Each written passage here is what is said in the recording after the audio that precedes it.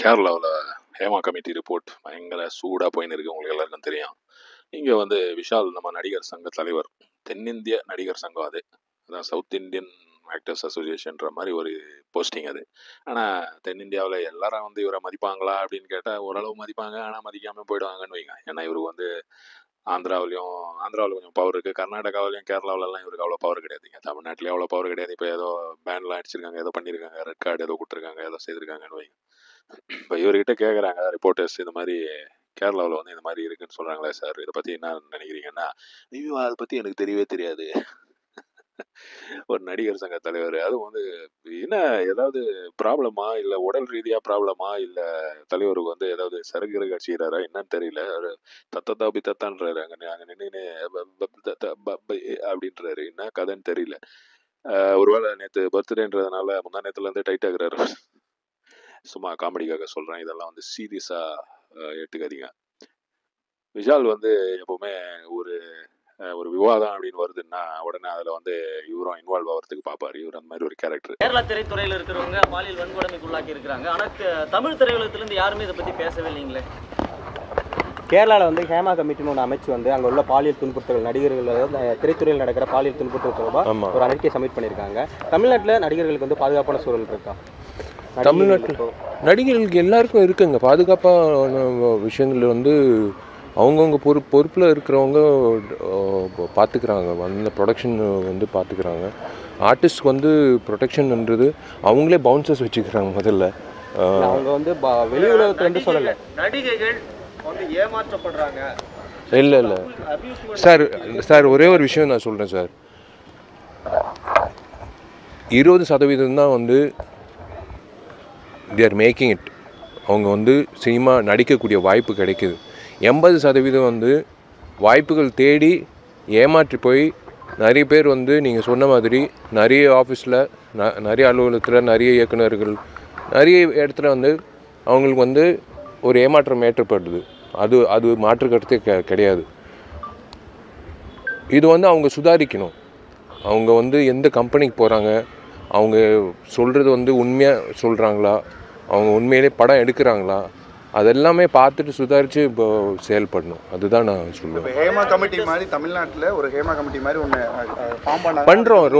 பண்ணுறோம். நடிகர் சங்கம் சார்பாக வந்து ஒரு 10 பேர் குழு வந்து ஒரு விஷயம் பண்ணுறோம்.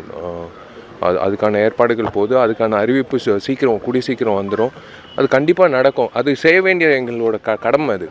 இப்போ சப்போஸ் ஒரு விவாதமே இல்லை, ஒரு ப்ராப்ளமே இல்லைன்னா இவர் வந்து ஒன்று க்ரியேட் பண்ணுறதுக்கும் ட்ரை பண்ணுவார். இவர் வந்து என்ன ரொம்ப நாளாக ஃபிலிம் இண்டஸ்ட்ரியில் இருக்கிறதுனால இவருக்கு அந்த டாக்டிக்ஸ் எல்லாம் ரொம்ப நல்லா தெரியும். அப்படி தான் கொஞ்ச நாளைக்கு முன்னாடி யோகி பாபு கூட அந்த ப்ரேயர் பண்ணுற கதையை பார்த்துருப்பீங்க. அப்படியே மேலே பார்ப்பாரு, அப்படி கும்பிடுவார், அப்படின்வார். யோகி பாபு அப்படி பார்ப்பார். அந்த விஷயம் நடந்ததெல்லாம் அதெல்லாம் வந்து இவருடைய ஒரு டாக்டிக்ஸ்.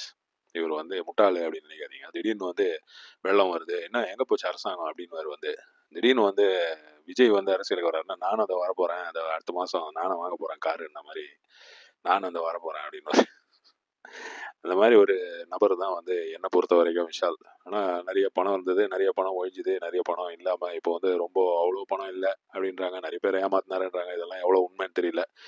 எப்படியும் அந்த ஏமா கமிட்டியை பற்றி கேட்கும்போது இவர் பேசுகிற விஷயந்தான் வந்து ஃபுல் காமெடியாக ஓடி இருந்தது. நிறைய ட்ரோலும் ஓடி இருந்தது. இவரை பற்றி வந்து முன்னாடி ஒரு ஆக்ட்ரஸ் இது கொடுத்துருக்காங்க, கம்ப்ளைண்ட்னா அஃபிஷியலாக கம்ப்ளைண்ட் கொடுக்கல, சும்மா சொல்லியிருக்காங்க. ஆனால் அவங்க சொன்னதும் வந்து அவங்களுடைய அந்த சொன்ன விதமும் வந்து தப்பு தான். அவங்க வந்து ஆன்லைனில் ஒரு டிவி சேனல் இல்லை ஒரு யூடியூப் சேனலில் இன்டர்வியூவில் வந்துட்டு அது அவரது வந்து பெருசாக இருக்கும் அப்படி இப்படின்றது, அதெல்லாம் ரொம்ப ஒரு கீழ்த்தரமான ஒரு செயல் அப்படின்னா. அதை பற்றி இவர்கிட்ட கேட்குறாங்க, அந்த நடிகையை பற்றி கேட்குறாங்க. கேட்கும்போது இவர் வந்து என்ன சொல்கிறாருன்னா, அவங்க செய்த சேட்டை எனக்கு தெரியும், அவங்க யாருன்னு எனக்கு தெரியாது, அந்த சேட்டை மட்டும்தான் தெரியும், அது மட்டும் தான் எனக்கு ஞாபகம் இருக்கு அப்படி. ஏன்னா பெருசா இருக்குதுன்னு சொன்னதுனால அது ஞாபகம் இருக்குதுன்றாரு. பொழுது ஸ்ரீரெட்டி யாருன்னு எனக்கு தெரியாது. அவங்க வந்து அவங்க பண்ண சேட்டை தான் எனக்கு தெரியும் தவிர அவங்க யாருன்னு எனக்கு தெரியாது. அந்த விஷாலுக்கு அனுக்குண்ட மாதிரி இருக்கு.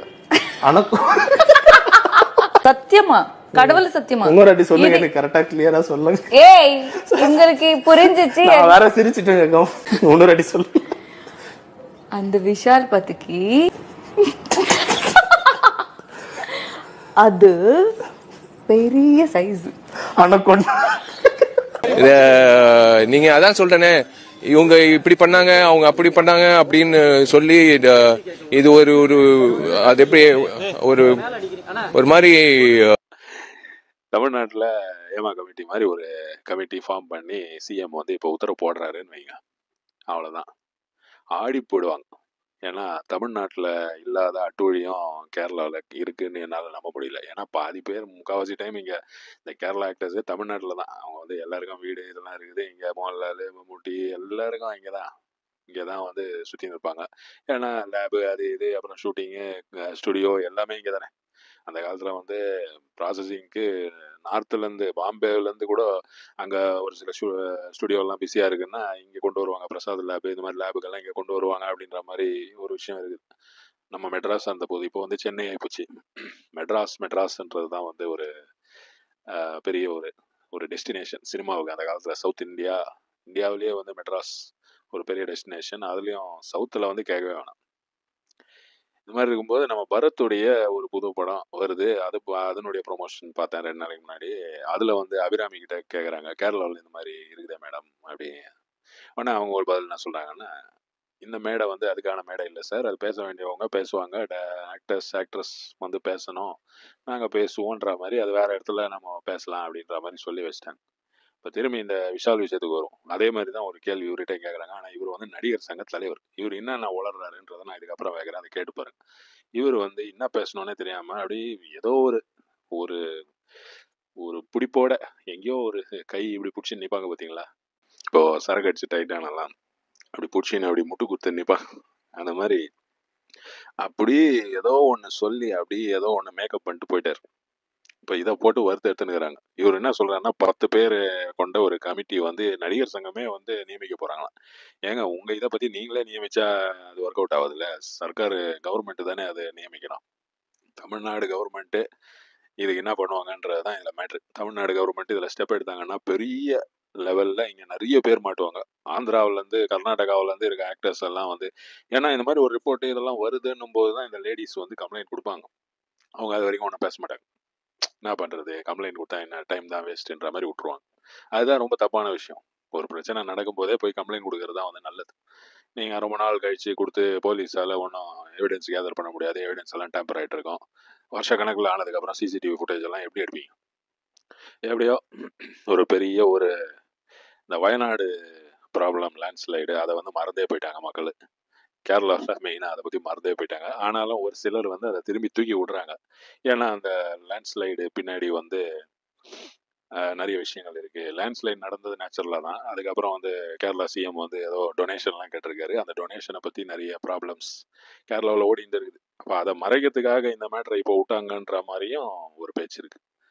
எப்படியோ சரியான ஒரு அஸ்திரமாக போச்சு இது வந்து 4 வருஷமாக இந்த ரிப்போர்ட் வந்து ரெடியாகி 4 வருஷம் ஆகுது.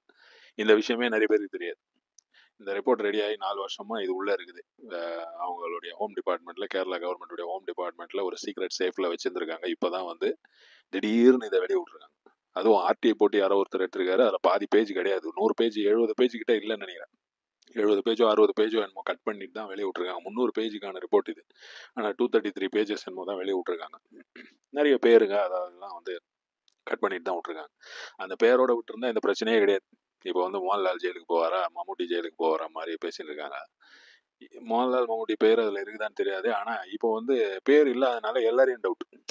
அதுவும் இந்த ஆக்ட்ரஸ், இந்த சின்ன சின்ன ஆக்ட்ரஸ் வந்து சொல்கிறது வந்து இது உண்மையா பொய்யான்றது தெரியலன்ற மாதிரி ஒரு ஒப்பீனியன் இருக்குது. ஆனால் அதுதானே உண்மை.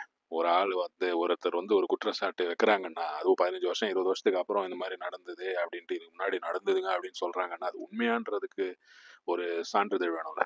இப்போ விஷால் கூட அதான் சொல்கிறார். விஷால் ரொம்ப வீரமாக பேசினார். அதுக்கப்புறம் இந்த லேடி கதையை, இந்த ஆக்ட்ரஸ் கதையை சொன்னோடனே அவர் வந்து, அது யாருன்னு எனக்கு தெரியாது, அது வந்து என்னை பற்றி கூட அந்த மாதிரி சொல்லலாம்ல, இது மாதிரி விஷயங்கள் வந்து பலதும் நடக்குது, இது வந்து ரொம்ப தப்பான இது. அப்போ தான் அவருக்கு வந்து, ஐயோ எடா போவீங்களா, உடனே என்னை கோத்து விட்டீங்களேடா. ஆனால் இப்படி ஒரு கேள்வி கேட்பாங்கன்னு கூட தெரியாமையா இவர் வந்திருப்பார் இந்த ஒரு இன்டர்வியூக்கு. அதுதான் எனக்கு என்னமோ புரியல. ஈஸியா வந்து யார் மேல, என் மேல கூட யாரு வேணாலும் குற்றம் சாட்டலாம். பட் என்ன நடந்ததுன்னு உண்மை தெரியணும்ல. கரெக்டா அது உண்மை தெரியணும். சரி, நாங்க போலீஸ் ஸ்டேஷன் கிடையாது, நாங்க நடிகர் சங்கம். எங்க காதுக்கு எங்க பார்வைக்கு வந்தது வந்து நாங்க வந்து அது டெஃபினட்டா அதுக்கான நடவடிக்கை எடுப்போம். அதான் சொல்றேன்னு, செருப்பால் அடிங்க. எவனாவது வந்து அட்ஜஸ்ட்மெண்ட்னு சொன்னா செருப்பால் அடிங்க.